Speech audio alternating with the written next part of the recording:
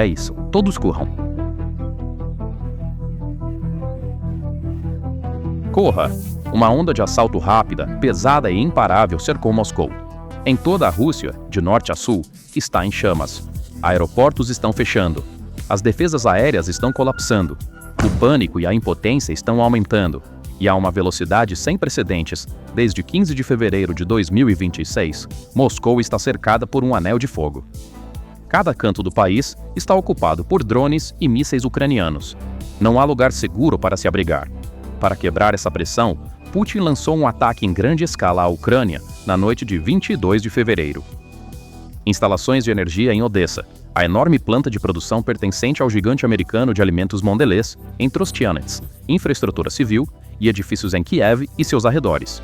A resposta da Ucrânia aos ataques aterrorizantes de guerra foi rápida e feroz. No dia 22 de fevereiro, ao meio-dia, a Ucrânia lançou centenas de drones em direção a Moscou, sem se esconder na escuridão da noite. A segurança da metrópole de 20 milhões de habitantes foi eliminada.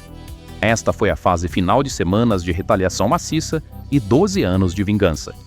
O Plano Nacional Carpete foi ativado. Os ataques, que atingiram o auge em 22 de fevereiro, fecharam todos os aeroportos em Moscou e arredores. Centenas de drones ucranianos apareceram como fantasmas no radar e travaram no alvo, dirigindo-se diretamente para Moscou.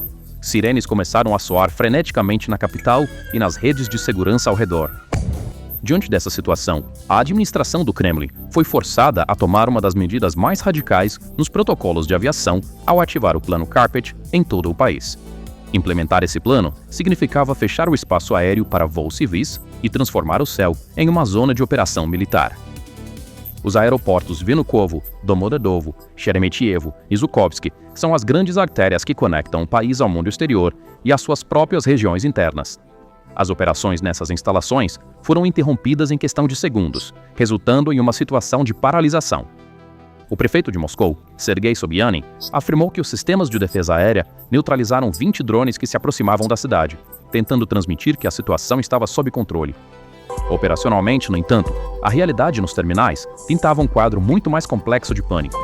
Numerosos voos foram cancelados e mais de 60 mil passageiros ficaram retidos nos terminais. Imagens vazadas nas redes sociais capturaram momentos em que drones russos de contramedida do tipo Yolka tentavam desesperadamente rastrear alvos no ar.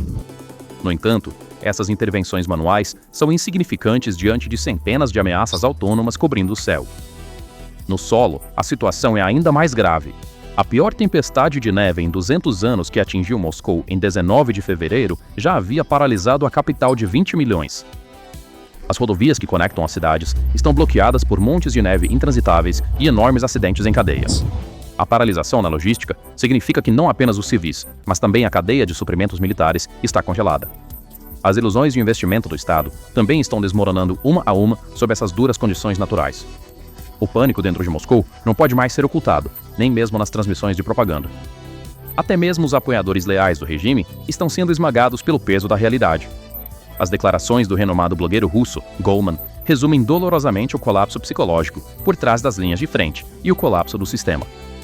Goleman afirma que 500 restaurantes fecharam em Moscou. Negócios estão fechando um após o outro, e os custos logísticos atingiram níveis insuportáveis, enfatizando que nem mesmo roupas íntimas podem ser compradas para os soldados na frente. O grito de Goleman de que seremos arruinados até o final do ano, vamos experimentar um colapso severo, sinaliza o desastre iminente. Isso não é uma simples reclamação, é a admissão por figuras que serviram lealmente ao regime por anos e fizeram parte da máquina de propaganda de que o navio está afundando. Esta onda de choque massiva não foi uma anomalia repentina. As falhas começaram a fraturar distintamente por volta das 9 horas da manhã, no dia 15 de fevereiro. As Forças Armadas ucranianas lançaram uma operação de infiltração sofisticada e em várias camadas, visando o território russo. Na primeira onda, 200 veículos aéreos não tripulados de longo alcance entraram no território russo, seguidos por outros 100 por volta das 11 horas da manhã. O alvo não era apenas a capital. 12 regiões diferentes, incluindo Krasnodar, Belgorod, Sochi e Moscou, estavam no centro de um ataque simultâneo. As rotas de aviação foram imediatamente bloqueadas. As rotas do sul da Rússia e mais de uma dúzia de aeroportos em Moscou têm enfrentado fechamentos temporários contínuos por dias. nem a tempestade de neve mais severa a atingir a capital em 200 anos, no dia 19 de fevereiro, paralisou o setor de aviação, tanto quanto o impacto desses ataques tecnológicos. Esta semana sombria, entre 15 de fevereiro e 23 de fevereiro, se transformou em um pesadelo completo para a aviação civil.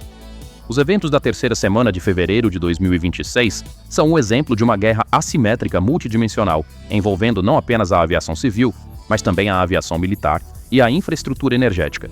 O fechamento de um aeroporto produz ondas sísmicas que são muito mais profundas do que apenas alguns voos atrasados. A suspensão simultânea das operações nos 4 principais centros de aviação civil de Moscou, por horas, torna-se um fator que abala toda a rede logística e econômica, através de uma reação em cadeia. O caos que surgiu com a implementação do Plano Carpet, em 22 de fevereiro, prova quão frágil é o terreno para a aviação civil. Uma série de ataques semelhantes em julho de 2025 custou às companhias aéreas russas 254 milhões de dólares em um único golpe. O dano imediato causado pelas paralisações de 22 de fevereiro é estimado entre 20 milhões e 50 milhões de dólares por dia. O custo de cancelamento para cada aeronave comercial de passageiros Boeing 737-800 mantida no solo ou desviada varia de 190 mil a 292 mil dólares. Além disso, o estresse na infraestrutura causado pela tempestade de neve mais severa em 200 anos, que atingiu a capital em 19 de fevereiro e despejou 70% da média mensal de neve em um único dia, agravou a situação.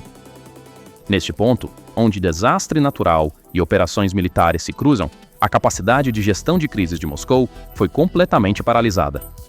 Ler sobre os aeroportos de Moscou, fechando repetidamente apenas pela perspectiva de passageiros irritados, esperando nos terminais, ou voos de férias cancelados, pode significar perder a parte mais crítica do quadro. Grandes instalações como Sheremetyevo, Vnukovo e Domodedovo não são apenas as portas de entrada da Rússia para o mundo, mas também os centros logísticos mais vitais da rede de importação paralela de bilhões de dólares criada para contornar as sanções ocidentais. Microchips, peças de drones, sensores ópticos de precisão e peças de reposição de aviação, que não podem ser adquiridos diretamente devido às sanções, são geralmente transportados para esses aeroportos por aviões de carga vindos de Dubai, Istambul ou Pequim. A suspensão dos voos civis devido à ameaça de drones nos céus levou simultaneamente a uma queda acentuada nesse tráfego de carga cinza, que é a força vital da indústria de defesa e do mercado de tecnologia russos. A mecânica dessa interrupção logística produz uma reação em cadeia bastante implacável. Quando um avião de carga é desviado para aeroportos alternativos como São Petersburgo ou Kazan, porque o espaço aéreo de Moscou está fechado, a cadeia de envio de produtos tecnológicos sensíveis é instantaneamente quebrada. Armazéns aduaneiros agrupados ao redor de Moscou, centros de distribuição secretos e frotas de caminhões que entregariam esses produtos a fábricas militares nos Montes Urais, de repente se tornam inoperantes. O desvio de carga para instalações de armazenamento inadequadas em diferentes cidades pode prolongar os tempos de fornecimento em semanas. O fato de que microchips necessários para a câmera de um drone de reconhecimento, urgentemente necessário na linha de frente, ou o sistema de orientação de um míssil de cruzeiro estejam presos em um armazém fora de Moscou, corre o risco de desacelerar as linhas de produção. As crises nos aeroportos são apenas a face visível da estratégia muito mais ampla e sofisticada da Ucrânia. Olhando para o quadro maior, o verdadeiro fator que está colocando o Kremlin em xeque é a implacável guerra de atrito travada pelas Forças de Sistemas Não Tripulados da Ucrânia, o SF, no interior do território russo. Dados de OSINT, apresentados pelo comandante da USF, Major Robert Brovdi, revelam a gravidade da situação. Nos primeiros 48 dias de 2026, um total de 240 alvos estratégicos sensíveis foram destruídos na Rússia e nos territórios ocupados. Batalhões de ataque profundo, como os Hungarian Birds, Nemesis e Rage, deslocaram o centro de gravidade da guerra diretamente para o coração da infraestrutura industrial e energética da Rússia. O perfil desses 240 alvos prova que a estratégia direcionada é uma implementação impecável dos conceitos de estrangulamento logístico e cegamento do urso. Entre os alvos atingidos estão 9 refinarias de petróleo de grande capacidade, incluindo Novokuibishevsky, Afipsky, Ryazan, Tuapse e Volgogrado, assim como a planta de processamento de gás em Astrakhan e o terminal de petróleo Tamanyaftgaz.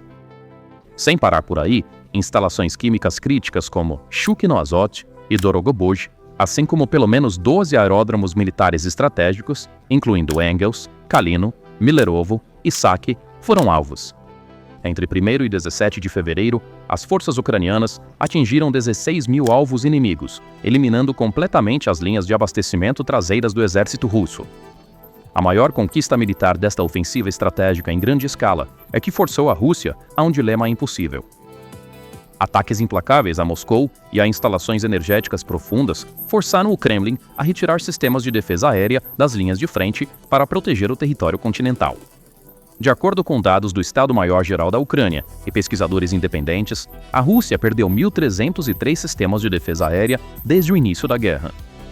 Enquanto as baterias existentes de Pantsir e S-400 estão sendo concentradas ao redor de Moscou para proteger a capital e as instalações dos oligarcas, a linha de frente, e especialmente a península da Crimeia, ficam sem um guarda-chuva de defesa aérea.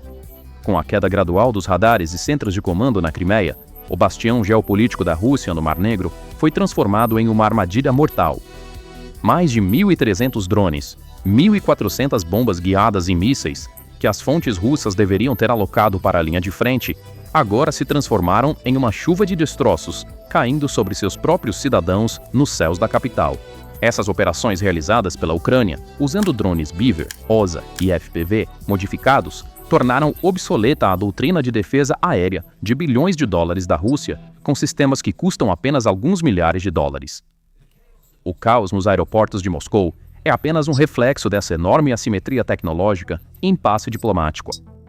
À medida que a aviação e a infraestrutura militar russas são esmagadas dia após dia sob a estratégia de estrangulamento, a capacidade de sustentação de guerra a longo prazo de Putin sofreu danos irreparáveis. Esses tremores internos de infraestrutura e economia estão reformulando a imagem da Rússia no mundo exterior, particularmente sua credibilidade aos olhos de seus parceiros estratégicos na Ásia. A projeção de poder global depende fortemente da capacidade de um país de garantir sua própria segurança interna.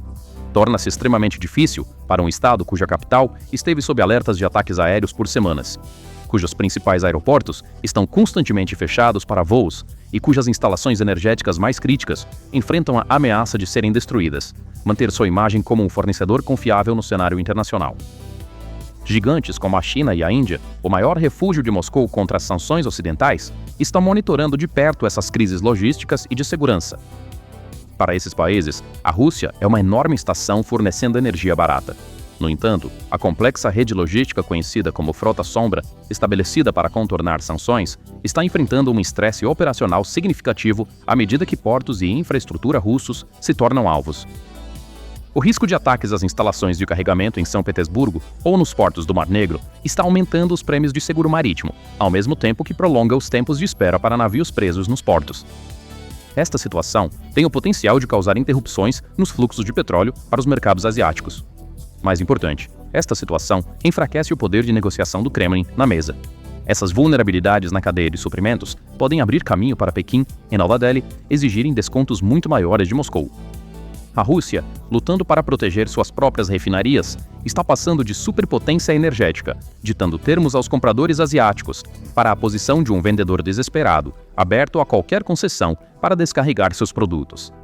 Cada ataque bem-sucedido da Ucrânia contra a profundidade estratégica erode ainda mais o capital diplomático de Putin e põe em dúvida sua dissuasão entre os aliados.